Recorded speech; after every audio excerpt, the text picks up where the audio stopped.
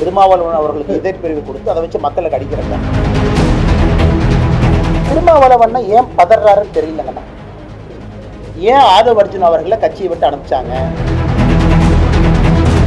இதை சொன்னா நம்மளே 4 பேர் வந்து திட்டுறான்.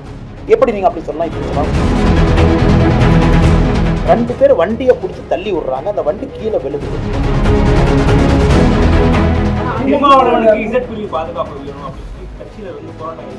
மக்கள் அடிக்கிறக்கா? திருமாவளவன் அவர்களுக்கு இதே பிரிவு கொடுத்து அதை வச்சு மக்களுக்கு அடிக்கிறக்கா? ஒரு ரோட்ல போறாங்க, 2 வீலர்ல ஒருத்தர் வர்றாரு, வண்டி முட்டி இருக்குதுன்னா எங்க எல்லோருக்குமே நடந்திருக்கு. எல்லோருக்கும் நடந்திருக்கு. திருமாவளவன் எனக்கு நடந்திருக்கு. எல்லாரும் ஃபர்ஸ்ட் நம்ம என்ன பண்ணுவோம், சாரி சொல்லுவோம்.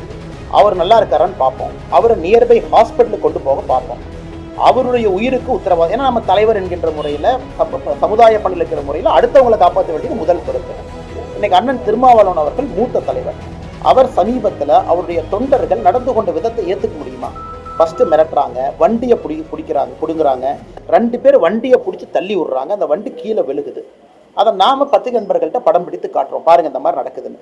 அதனால் திருமாவளவன் அவர்கள் முக்கியமான தலைவர், ரொம்ப முக்கியமான ஒரு தலைவர். அதை பற்றி எந்த மாற்று கருத்தும் இல்லை. ஆனால் ஒரு இடத்துல அவருடைய தொண்டர்கள் எப்படி நடந்து கொள்கின்றார்கள் என்பதற்கும் அண்ணன் திருமாவளவன் தானே பொறுப்பு. ஏன்னா காருக்குள் அவர் உட்கார்ந்துருக்கார். இதில் ஆச்சரியம், அதிர்ச்சி என்னன்னாங்க, உச்சநீதிமன்றத்தினுடைய சீஃப் ஜஸ்டிஸ் அவரை அட்டாக் பண்ணாங்கிற கூட்டத்துக்கு கண்டிக்க போயிட்டு திரும்ப வந்து இவங்களே ஒருத்தர் அட்டாக் பண்ணால் எப்படிங்கன்னா?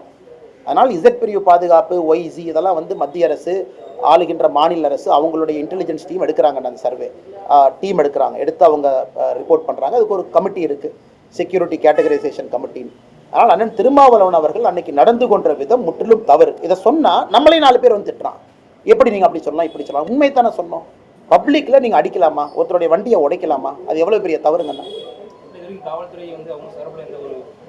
அண்ணா இன்னைக்கு திருமாவளவனை பொறுத்த வரைக்கும் எனக்கு புரியல, காவல்துறை நண்பர்கள் ஏன் அவருடைய கட்சி அவர்கள் செய்த தவறுக்கு ஏன் முட்டு கொடுக்குறாங்கன்னு தெரியலீங்கண்ணா.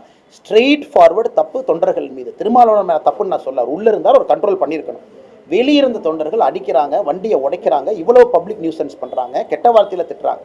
அப்படி இருக்கும் பொழுது ஒரு பேசிக் எஃப்ஐஆர் கூட போடாமல் காவல்துறை உங்களுக்கும் எனக்கும் ஹெல்மெட் போடணும். இன்னைக்கு முதலமைச்சர் அவங்க கோயம்புத்தூரில் போய் பிளெட்ஜ் எடுக்கிறாங்க. கோயம்புத்தூரில் ஹெல்மெட் போடணும், நீங்கள் வண்டி மெதுவாக ஓட்டணும், அப்படி போகணும். அதே முதலமைச்சர் அந்த பிளெட்ஜ் எடுக்கிறதுக்கு ரோட்டில் யாராச்சும் டிராஃபிக் வயலேஷன் பண்ணி கலாட்டா பண்ணால் எஃப்ஐஆர் போடுங்கன்னு முதலமைச்சர் சொல்லாமே. இன்னைக்கு கோயம்புத்தூர் இவ்வளோ பேர்த்தை சேர்த்து முதலமைச்சர் அவர்கள் டிராஃபிக் பிளெட்ஜ் எடுக்கிறார், டிராஃபிக் வயலேஷன் பண்ணாதீங்கன்னு.